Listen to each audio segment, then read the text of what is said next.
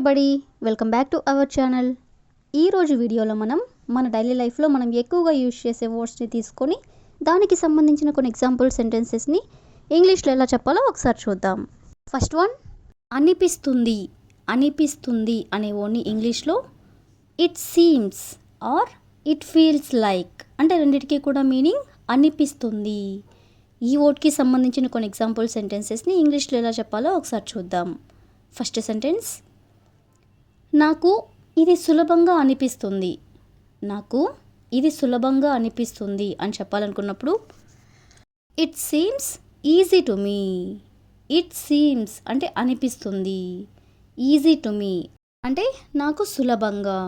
Next one, అతను మంచి వ్యక్తి అనిపిస్తున్నాడు.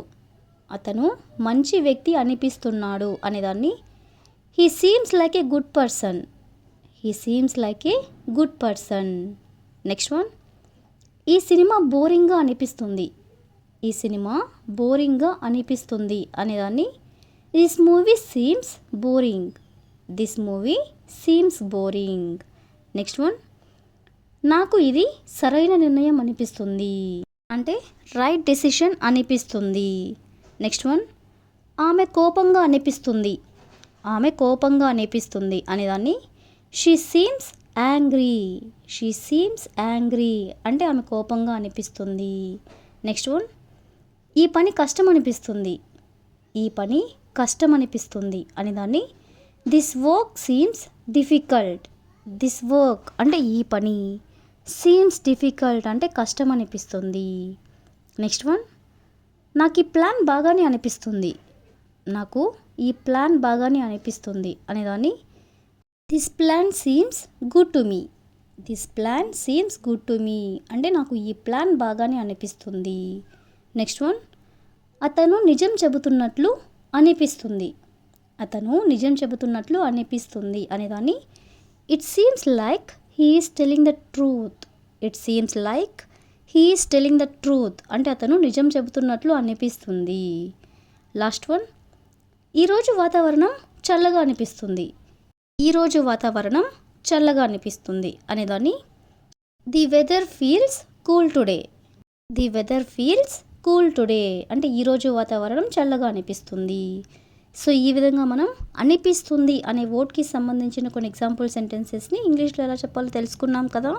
నెక్స్ట్ వన్ చూడండి, అనిపించడం లేదు.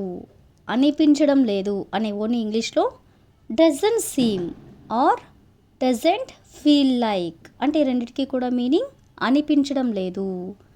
ఈ వర్డ్కి సంబంధించిన కొన్ని ఎగ్జాంపుల్ సెంటెన్సెస్ని ఇంగ్లీష్లో ఎలా చెప్పాలో ఒకసారి చూద్దాం. ఫస్ట్ వన్, నాకు ఇది సులభంగా అనిపించడం లేదు. నాకు ఇది సులభంగా అనిపించడం లేదు అనేదాన్ని it doesn't seem easy to me. It doesn't seem easy to me. Next one, అతను నిజం చెబుతున్నట్లు అనిపించడం లేదు. అతను నిజం చెబుతున్నట్లు అనిపించడం లేదు అనేదాన్ని it doesn't seem like he is telling the truth. It doesn't seem like he is telling the truth అంటే అతను నిజం చెబుతున్నట్లు అనిపించడం లేదు. నెక్స్ట్ వన్, నాకు ఈ ప్లాన్ సరైనదిగా అనిపించడం లేదు. నాకు ఈ ప్లాన్ సరైనదిగా అనిపించడం లేదు అనేదాన్ని this plan doesn't seem right to me. This plan doesn't seem right to me అంటే నాకు ఈ ప్లాన్ సరైనదిగా అనిపించడం లేదు. నెక్స్ట్ వన్, ఆమె సంతోషంగా అనిపించడం లేదు. ఆమె సంతోషంగా అనిపించడం లేదు అనేదాన్ని she doesn't seem happy. She doesn't seem happy అంటే ఆమె సంతోషంగా అనిపించడం లేదు. నెక్స్ట్ వన్, ఈ పని నాకు కష్టం అనిపించడం లేదు. ఈ పని నాకు కష్టం అనిపించడం లేదు అనేదాన్ని this work doesn't seem difficult to me.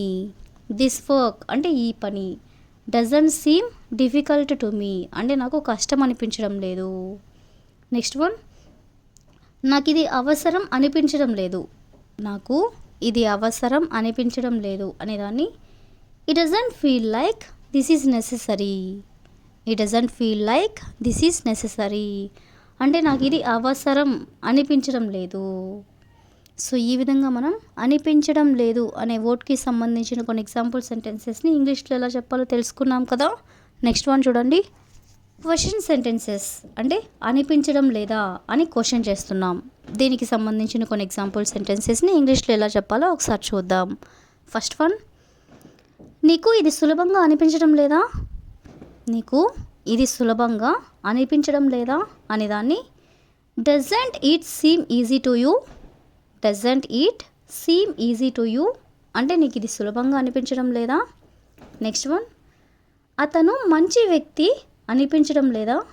అతను మంచి వ్యక్తి అనిపించడం లేదా అనేదాన్ని doesn't he seem like a good person? Doesn't he seem like a good person అంటే అతను మంచి వ్యక్తి అనిపించడం లేదా? నెక్స్ట్ వన్, ఈ సినిమా బాగానే అనిపించడం లేదా? ఈ సినిమా బాగానే అనిపించడం లేదా అనేదాన్ని doesn't this movie seem good?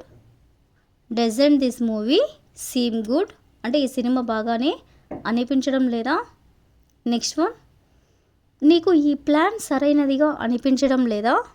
నీకు ఈ ప్లాన్ సరైనదిగా అనిపించడం లేదా అనేదాన్ని doesn't this plan seem right to you?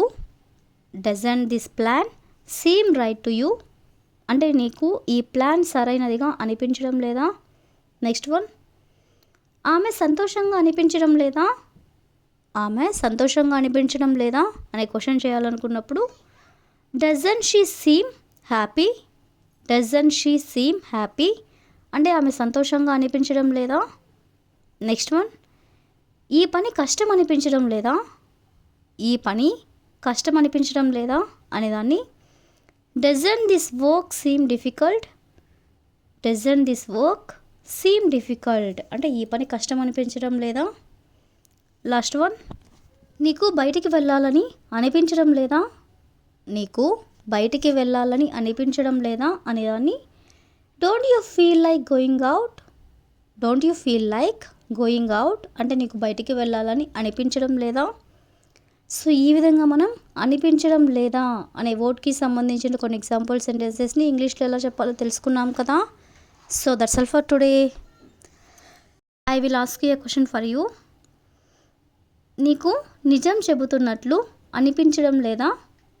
నీకు నిజం చెబుతున్నట్లు అనిపించడం లేదా? So if you know this question in English, please you can comment in the comment section. Thank you for watching.